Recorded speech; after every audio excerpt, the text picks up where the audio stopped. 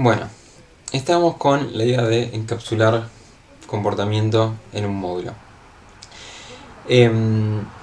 Vamos a tratar de bajarlo a tierra con un ejemplo. Entonces, imaginamos que queremos resolver el siguiente problema en una computadora, que es modelar un contador de puntos para una partida de truco para 2 jugadores. ¿Qué necesitamos para eso? Queremos conocer el puntaje de ambos jugadores.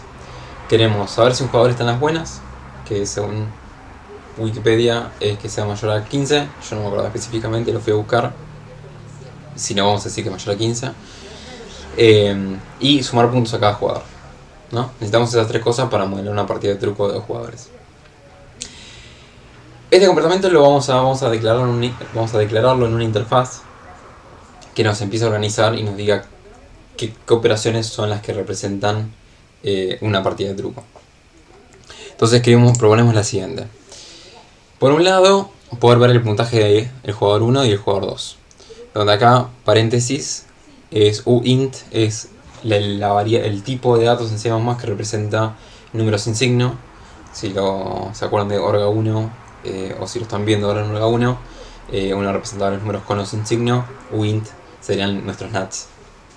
Que esta clase los voy a usar, la próxima no sé. Pero bueno, entonces los puntajes de jugador 1 y jugador 2 devuelven nats. Aparte tenemos el constructor de truco para inicializar la partida de truco. Podemos sumar puntos a... Nosotros vamos a después decir que esto es un jugador y es el jugador 1 o 2. Y decir si el jugador 1 o 2 está en las buenas. El tema es, yo les doy esta clase de C++. ¿La pueden usar? En principio parecería que sí. Digo, surgen algunas preguntas, que es ¿cuántos puntos sumar punto?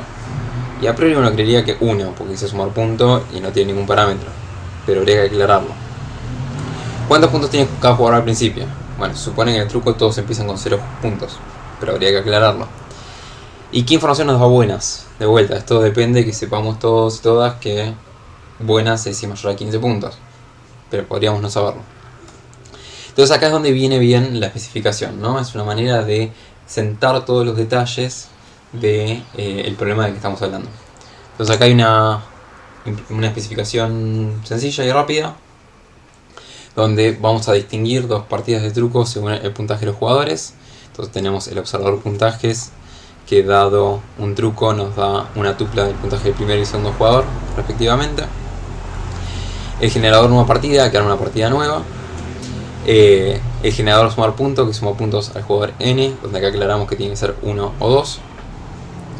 Saber si los jugadores están en buenas, lo cual en este caso es una función que recibe un truco y devuelve una tupla de 2 booleanos.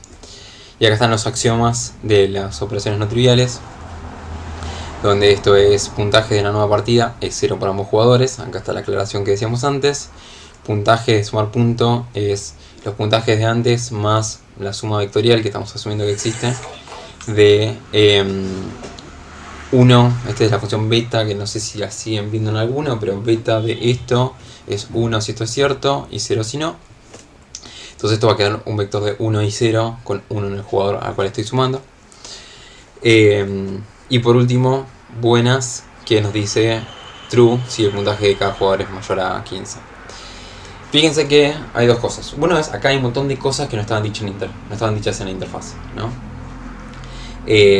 Por otro lado, acá nunca hablamos de código. Entonces acá le acabamos de dar un montón de semántica a las funciones de la clase sin dar el código. Y por último, fíjense que las 2 interfaces, digamos, si hablamos de conjuntos de operaciones, no son exactamente iguales, ¿no? Acá los puntajes dan una tupla, mientras que acá tenemos 2 funciones, una para cada valor. Acá buenas da una tupla, y acá recibe un parámetro para saber qué elemento de la tupla obtener.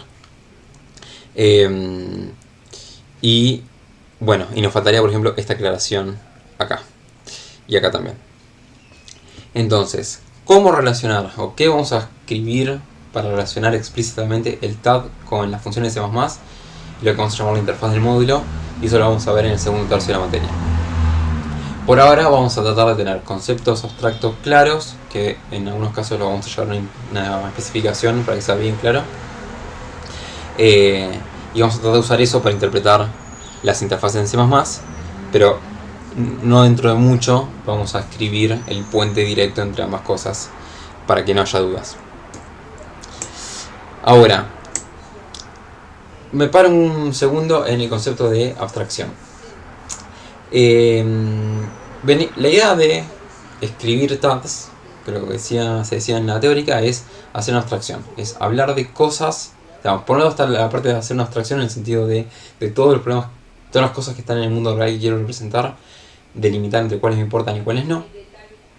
Pero aparte hay otra idea de abstracción, que es estos conceptos que estamos representando en el tipo de datos, que después vamos a tener varios valores que van a ser van a ser valores de ese tipo.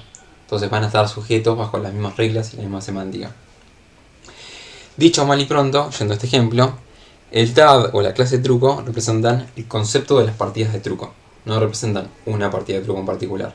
No es A contra B jugando donde A tiene 15 puntos y B tiene 12. Sino que son los conceptos de las partidas de truco. Y eso se ve cuando uno usa clases en un código como este. Yo puedo declarar dos variables T1 y T2 de tipo truco, donde en T1 sumo puntos de una manera y en T2 sumo puntos de otra manera, y cuando miro los observadores de ambas variables me dan valores distintos, ¿no? En T1 yo sumé 3 puntos al jugador 1 y 2 puntos al jugador 2. Entonces el puntaje de jugador 1 es 3 y el del jugador 2 es 2. En cambio, en T2 sumé 4 puntos al jugador 2 y 1 punto al jugador 1. Y así me dan los observadores o los métodos de la clase, que son lo que me importa de la partida. Entonces fíjense que tengo dos variables del mismo tipo, que le aplico operaciones análogas, digo, son las mismas operaciones en el sentido de qué cosas le puedo aplicar, y sin embargo tienen valores distintos porque no se los apliqué exactamente distinto. Esa exactamente distinta, esa diferencia, es lo que nos da este tipo de abstracción. Tengo el mismo concepto que me representa un montón de valores distintos y yo puedo trabajar con esos valores aprovechando las generalizaciones que hice en el proceso de abstracción. En el mundo de los lenguajes de programación orientados a clases, vamos a hablar de las clases, que son las abstracciones, y las instancias, que son estos valores. Donde las instancias son estas variables que comparten comportamiento entre todas las variables del mismo tipo, pero no van a compartir exactamente, van a compartir comportamiento general, no van a compartir comportamiento específico. ¿Cómo se hace para entonces que T1 y T2 se diferencien? Sí, hasta ahora no vimos, vimos que se diferencian en la aplicación de los métodos, pero tienen los mismos métodos y se declaran casi todo igual. Ahí aparece, en el mundo de la implementación, el concepto de representación interna. La representación interna van a ser un conjunto de variables que van a dar estado a las instancias del tipo. Entonces, T1 y T2 van a tener unas variables, un estado interno, que van a ser distintos entre T1 y T2, pero se van a operar con la misma semántica a través de la misma interfaz. Yo sé que esto suena súper abstracto. Créanme que nos quedan como 5 videos de bajar esto a tierra con ejemplos. Para más detalles lean esta diapo con detenimiento.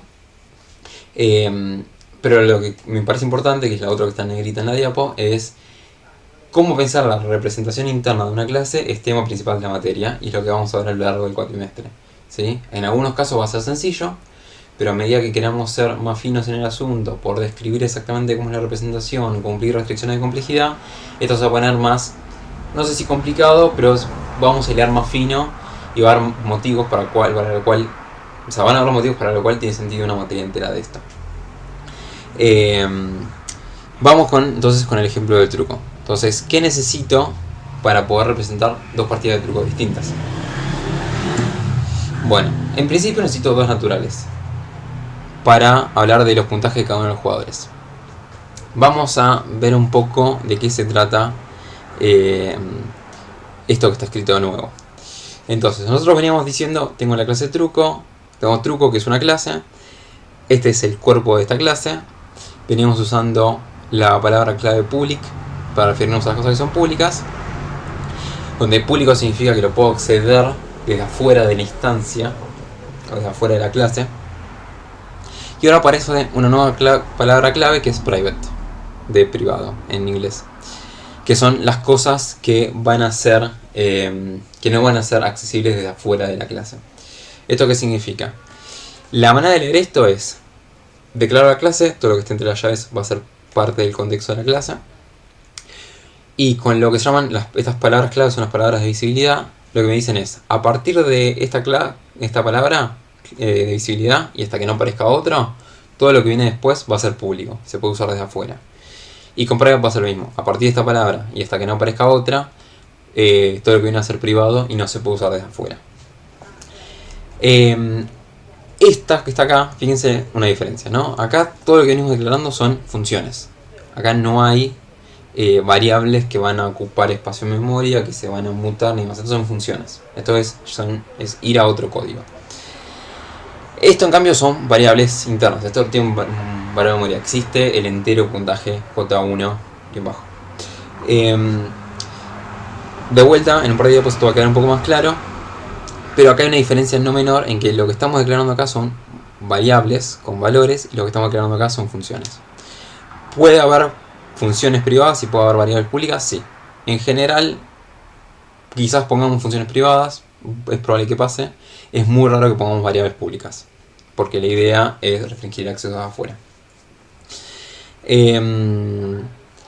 Bueno, entonces, yendo a lo que está dicho acá, esto lo definimos privado porque no queremos que sea parte de la interfaz. No, digo, la interfaz es todo lo que sea público, nosotros no queremos que tengan libre acceso al puntaje. Por ejemplo, el puntaje del truco no decrece. Si la variable fuese pública, yo podría bajarle el puntaje. Y por otra parte, acá hay otra anotación que es el estándar de la costumbre en escribiendo código C++, es que las variables internas de una clase se escriban con un guión bajo al final. Bueno, entonces, volviendo al ejemplo anterior de las dos ejecuciones, la diferencia va a ser que yo voy a tener T1 de tipo truco, T2 de tipo truco. Los dos son trucos ahora, y los dos van a tener, digo, esta parte también es compartida, los dos van a tener sus propias, los dos van a tener una variable entera, puntaje-J1 y puntaje-J2. Lo que sí, si bien las dos van a tener esas variables, no van a tener la misma instancia de esa variable. Entonces van a haber memorias distintas, una para T1 y una para T2, donde en T1 va a tener sus propias variables J1 y J2, puntaje J1 y J2, y T2 va a tener sus propias variables puntaje J1 y J2, que van a estar, si quieren pensarlo en abstracto en principio, guardadas dentro de esta instancia, ¿no? Pero lo que se tiene que llevar de acá es esta idea de que si bien son el mismo tipo de datos, son variables distintas. Así como yo antes tenía la variable entero x, entero y la manejaba distintos y no se pisaban, yo acá tengo T1 y T2 que son variables distintas y no se pisan. Y lo que no se pisa justamente son los valores internos. Llegamos hasta acá, cortamos a otro video.